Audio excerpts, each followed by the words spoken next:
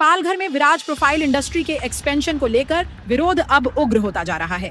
शनिवार को स्थानीय लोगों ने सड़कों पर उतरकर बड़ा विरोध मार्च निकाला और प्रस्तावित पब्लिक हियरिंग को पूरी तरह गैर कानूनी बताते हुए इसे तुरंत रद्द करने की मांग की।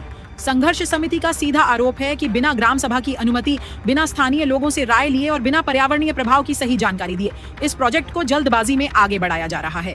मान वारंगड़े और गुंडले ग्राम पंचायत के लोगों ने साफ कहा, ये इलाका आदिवासी बहुल पेसा क्षेत्र है जहां ग्राम सभा की मंजूरी जरूरी है, लेकिन यहां नियमों को दरकिनार किया जा रहा है। ग्राम सभा में भी बहुमत से प्रस्ताव पास कर दिया गया है कि गांव वाले इस एक्सपेंशन प्रोजेक्ट का पूरी तरह विरोध करेंगे। संघर्ष समिति ने जिला कलेक्टर को ज्ञापन सौंपकर पब्लिक हियरिंग रद्द करने की मांग की है और चेतावनी दी है कि अगर उनकी बात नहीं सुनी गई तो आंदोलन और तेज किया जाएगा। अब देखना यह है क्या प्रशासन जनता के गुस्से को समझेगा या ये विरोध और बड़ा रूप लेगा।